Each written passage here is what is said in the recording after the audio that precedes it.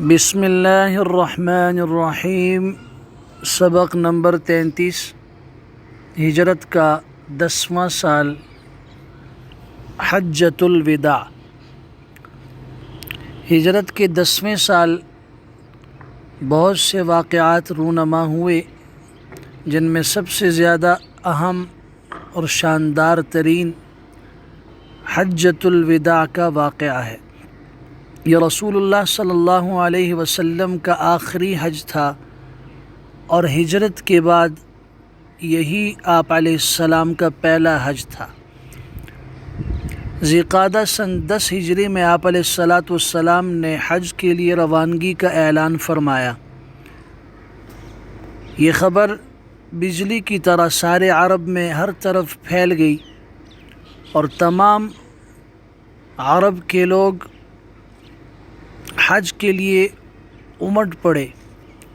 حضور اقدس صلی اللہ علیہ وسلم نے آخری ذوالقعدہ میں جمعرات کے دن مدینہ منورہ میں غسل فرما کر تہبند اور چادر زیب تن فرمائی۔ نماز ظہر مسجد نبوی میں ادا فرما کر مدینہ منورہ سے روانہ ہوئے۔ تمام ازواج مطہرات کو بھی ساتھ چلنے کا حکم دیا۔ مدینہ منورہ سے 6 میل کے فاصلے پر اہل مدینہ کا میقات ہے ذوالحلیفہ۔ وہاں پہنچ کر رات قیام فرمایا، پھر احرام کے لیے غسل فرمایا۔ حضرت عائشہ صدیقہ رضی اللہ تعالیٰ عنہ نے اپنے ہاتھ سے جسم اطہر پر خوشبو لگائی۔ آپ علیہ السلام نے 2 رکعت نماز ادا فرما کر اپنی اونٹنی قصوہ پہ سوار ہو کے احرام باندھا، بلند آواز سے لبیک اللہم لبیک پڑھا، روانہ ہو گئے۔ حضرت جابر بن عبداللہ رضی اللہ تعالیٰ عنہ فرماتے ہیں، میں نے نظر اٹھا کر دیکھا تو آپ علیہ السلام کے آگے پیچھے دائیں بائیں حد نگاہ تک آدمیوں کا ایک جنگل نظر آتا تھا۔ سنن بہقی کی روایت کے مطابق 1,14,000 اور دوسری روایتوں کے مطابق 1,24,000 مسلمان حجۃ الوداع میں آپ کے ساتھ تھے۔ 4 ذی الحجہ کو آپ مکہ مکرمہ میں داخل ہوئے۔ آپ کے خاندان بنی ہاشم کے لڑکوں نے تشریف آوری کی خبر سنی تو خوشی سے دوڑ پڑے۔ رسول اللہ صلی اللہ علیہ وسلم نے نہایت ہی پیار و محبت کے ساتھ کسی کو آگے کسی کو پیچھے اپنی اونٹنی پہ بٹھا لیا۔ فجر کی نماز آپ نے مقام ذی طویٰ میں ادا فرمائی، غسل فرمایا، پھر آپ مکہ مکرمہ میں داخل ہوئے۔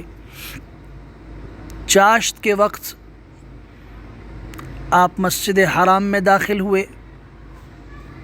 جب آپ کی نگاہ کعبہ معظمہ پر پڑی تو آپ نے یہ دعا فرمائی، اللہم انت السلام ومنک السلام حینا ربنا بالسلام اللہم زد هذا البیت تشریفا وتعظیما وتکریما ومہابتا وزد من حجہ واعتمرہ تکریما وتشریفا وتعظیما۔ اے اللہ، تو سلامتی دینے والا ہے اور تیری طرف سے سلامتی ہے۔ اے رب، ہمیں سلامتی کے ساتھ زندگی عطا فرما۔ اے اللہ، اس گھر کی عظمت، شرافت اور عزت و ہیبت کو زیادہ فرما، اور جو شخص اس گھر کا حج اور عمرہ کرے تو اس کی بزرگی اور شرف و عظمت کو بھی زیادہ فرما۔ حجر اسود کے سامنے جب آپ تشریف لے گئے تو اس پر ہاتھ رکھ کے اس کو بوسہ دیا، پھر خانہ کعبہ کا طواف فرمایا۔ شروع کے 3 چکروں میں آپ علیہ السلام نے رمل کیا، یعنی پہلو اچکا کر، اور باقی 4 چکروں میں معمولی چال سے آپ علیہ السلام نے طواف مکمل فرمایا۔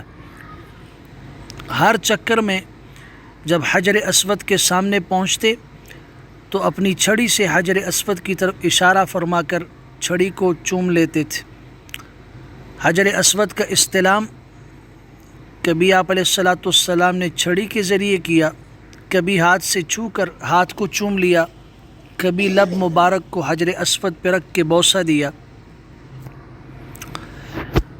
رکن یمانی پر بھی آپ علیہ الصلاۃ والسلام سے استلام ثابت ہے، بوسہ دینا وہاں پہ ثابت نہیں ہے۔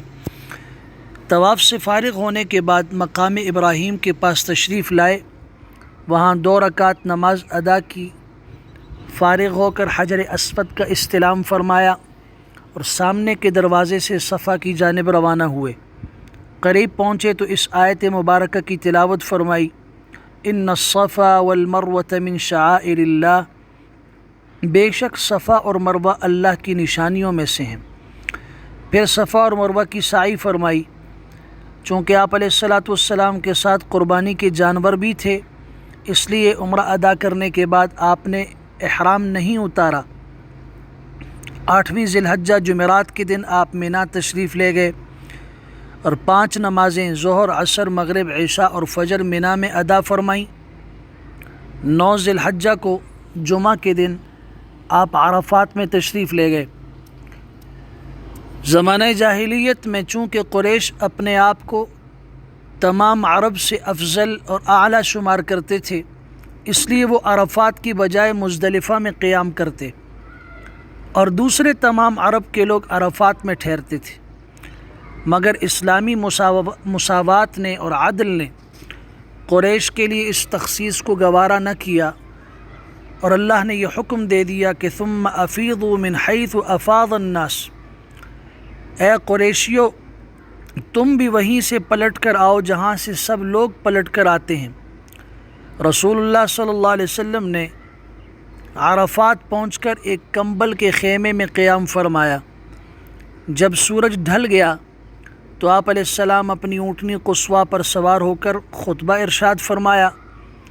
اس خطبے میں آپ نے ضروری احکام اسلام کا اعلان فرمایا، زمانہ جاہلیت کی تمام رسومات اور تمام برائیوں کو آپ نے مٹاتے ہوئے اعلان فرمایا، الا کل شیء من امر الجاہلیت تحت قدمی موضوع، سنو جاہلیت کے تمام دستور میرے دونوں قدموں کے نیچے پامال ہیں۔ اسی طریقے سے زمانہ جاہلیت کے خاندانی تفاخر، رنگ و نسل کی برتری اور قومیت کی اونچ نیچ وغیرہ تصورات جو جاہلیت کے تھے، ان سب کو پاش کرتے ہوئے آپ علیہ الصلاۃ والسلام نے مساوات کا علم بلند فرمایا، اور اپنے اس تاریخی خطبے میں آپ علیہ الصلاۃ والسلام نے ارشاد فرمایا، یا ایھا الناس الا ان ربکم واحد وان اباکم واحد، الا لا فضل لعربی علی عجمی ولا لعجمی علی عربی ولا لأحمر علی اسود ولا لأسود علی احمر الا بالتقوی، لوگو بے شک تمہارا رب ایک ہے اور تمہارا باپ آدم علیہ السلام ایک ہے۔ سنو، کسی عربی کو کسی عجمی پر اور کسی عجمی کو کسی عربی پر، کسی سرخ کو کالے اور کسی کالے کو سرخ پر کوئی فضیلت نہیں ہے مگر تقوی کی وجہ سے۔ اسی طرح تمام دنیا میں امن و امان قائم کرنے کے لیے آپ علیہ الصلاۃ والسلام نے یہ اعلان فرمایا، فإن دماءکم واموالکم علیکم حرام کحرمت یومکم ھذا فی شہرکم ھذا فی بلدکم ھذا الی یوم تلقون ربکم، تمہارا خون اور تمہارا مال تم پر قیامت تک اسی طرح حرام ہے جس طرح تمہارا یہ دن، تمہارا یہ مہینہ، تمہارا یہ شہر محترم ہے۔ اپنا خطبہ ختم فرماتے ہوئے آپ علیہ الصلاۃ والسلام نے سامعین سے فرمایا، وَأَنْتُمْ مَسْئُولُونَ عَنِّي فَمَا أَنْتُمْ قَائِلُونَ، تم سے اللہ رب العزت میری نسبت پوچھے گا تو تم لوگ کیا جواب دو گے؟ تمام نے کہا کہ ہم اللہ سے کہہ دیں گے کہ آپ نے خدا کا پیغام پہنچا دیا، رسالت کا حق ادا کر دیا، اور امانت جو آپ کے ذمے تھی آپ نے وہ ادا کر دی۔ یہ سن کر آپ علیہ الصلاۃ والسلام نے آسمان کی طرف انگلی اٹھائی، 3 بار فرمایا، اللہم اشہد، اے اللہ تو گواہ رہنا، عین اسی حالت میں جب آپ خطبہ ارشاد فرما رہے تھے آیت مبارکہ نازل ہوئی، الیوم اکملت لکم دینکم واتممت علیکم نعمتی ورضیت لکم الاسلام دینا، آج میں نے تمہارے لیے تمہارے دین کو مکمل کر دیا اور اپنی نعمت تمام کر دی اور تمہارے لیے دین اسلام کو پسند کر لیا۔ یہاں پر یہ بات بھی یاد رکھنے کے قابل ہے کہ جس وقت رسول اللہ صلی اللہ علیہ وسلم اللہ کی طرف سے اعلان فرما رہے تھے، آپ علیہ السلام کا تخت شاہی اونٹنی کا کجاوا تھا۔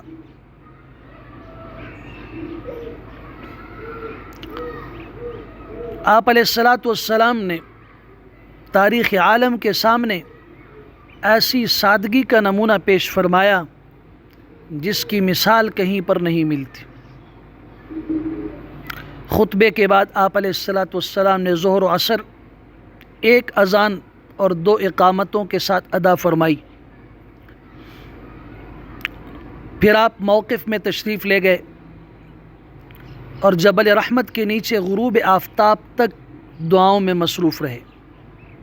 غروب آفتاب کے بعد عرفات سے 1 لاکھ سے زائد حجاج کے ازدحام میں ہجوم میں مزدلفہ پہنچے۔ یہاں پہلے مغرب پھر عشاء 1 اذان اور 2 اقامتوں کے ساتھ ادا فرمائی۔ مشعر حرام کے پاس رات بھر امت کے لیے دعائیں مانگی اور سورج نکلنے سے پہلے مزدلفہ سے منا کے لیے روانہ ہو گئے۔ وادی محصر کے راستے سے منا میں آپ علیہ السلام جمرہ کے پاس تشریف لائے، کنکریاں ماریں، بلند آواز سے فرمایا لِتَأْخُذُوا مَنَاسِكَكُمْ فَإِنِّي لَا أَدْرِي لَعَلِّي لَا أَحُجُّ بَعْدَ حَجَّتِي هَذِهِ، حج کے مسائل مجھ سے سیکھ لو، میں نہیں جانتا کہ شاید اس کے بعد میں دوسرا حج نہ کر سکوں گا۔ منا میں بھی آپ علیہ السلام نے طویل خطبہ ارشاد فرمایا جس میں عرفات کے خطبے کی طرح بہت سے مسائل اور احکام کا اعلان فرمایا۔ پھر قربان گاہ کی طرف تشریف لے گئے۔ قربانی کے 100 اونٹ آپ کے ساتھ تھے، کچھ آپ علیہ السلام نے اپنے دست مبارک سے ذبح فرمائے اور باقی حضرت علی رضی اللہ تعالیٰ عنہ کو سونپ دیے، اور گوشت، کھال، نکیل، رسی وغیرہ سب کچھ صدقہ کرنے کا حکم دے دیا اور فرمایا کہ قصاب کی مزدوری بھی اس میں سے ادا نہ کی جائے بلکہ اسے مزدوری الگ دی جائے۔ قربانی کے بعد آپ علیہ السلام نے سر کے بال اتروائے، کچھ حصہ حضرت ابو طلحہ انصاری رضی اللہ تعالیٰ عنہ کو عطا فرمایا۔ اس کے بعد آپ علیہ السلام مکہ تشریف لائے اور طواف زیارت فرمایا۔ پھر زمزم کے کنویں کے پاس تشریف لائے۔ خاندان عبد المطلب کے لوگ حاجیوں کو زمزم پلا رہے تھے۔ آپ علیہ السلام نے فرمایا مجھے یہ خوف نہ ہوتا کہ مجھ کو ایسا کرتے دیکھ کر دوسرے لوگ بھی تمہارے ہاتھ سے ڈول چھین کر خود اپنے ہاتھ سے پانی بھر کر پینے لگیں گے، تو میں خود اپنے ہاتھ سے پانی بھر کر پی لیتا۔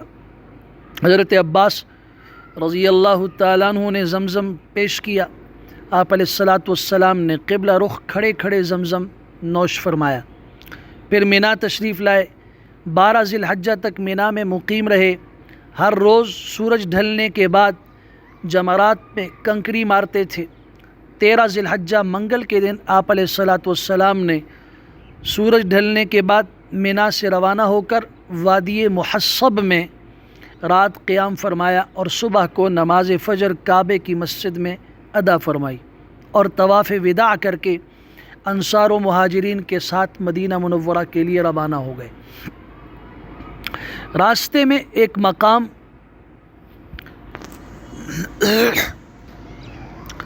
غدیر خم پر ایک تالاب ہے، یہاں تمام ہمراہیوں کو جمع فرمایا، مختصر خطبہ ارشاد فرمایا جس کا ترجمہ یہ ہے: حمد و ثنا کے بعد اے لوگو، میں بھی ایک آدمی ہوں ممکن ہے کہ اللہ رب العزت کا فرشتہ جلد آ جائے اور مجھے اس کا پیغام قبول کرنا پڑے، میں تمہارے درمیان دو بھاری چیزیں چھوڑتا ہوں، ایک اللہ کی کتاب جس میں ہدایت اور روشنی ہے، اور دوسری چیز میرے اہل بیت ہیں۔ میں اپنے اہل بیت کے بارے میں تمہیں اللہ رب العزت کی یاد دلاتا ہوں۔ اس خطبے میں آپ علیہ الصلاۃ والسلام نے فرمایا، من کنت مولاہ فعلی مولا، اللہم والی من والاہ وعادی من عاداہ۔ اے اللہ، آپ نے فرمایا جس کا میں مولا ہوں، علی بھی اس کے مولا ہیں۔ یہاں مولا محبوب کے معنی میں ہے، دوست کے معنی میں ہے، آقا کے معنی میں ہے۔ خدا بند عز و جل جو علی سے محبت رکھے اس سے تو بھی محبت رکھ، اور جو علی سے عداوت رکھے اس سے تو بھی عداوت رکھ۔ غدیر خم کے خطبے میں حضرت علی رضی اللہ تعالیٰ عنہ کے فضائل و مناقب بیان کرنے کی کیا ضرورت تھی؟ اس کی کوئی تصریح کسی حدیث میں نہیں ملتی۔ ہاں البتہ بخاری شریف کی ایک روایت سے یہ معلوم ہوتا ہے کہ حضرت علی رضی اللہ تعالیٰ عنہ نے اپنے اختیار سے کوئی ایسا کام کیا تھا جس کو ان کے یمن سے آنے والے ساتھیوں نے پسند نہ کیا، یہاں تک کہ ان میں سے ایک نے بارگاہ رسالت میں اس کی شکایت بھی کر دی تھی، جس کا حضور اقدس صلی اللہ علیہ وسلم نے یہ جواب دیا کہ علی کو اس سے زیادہ کا حق ہے۔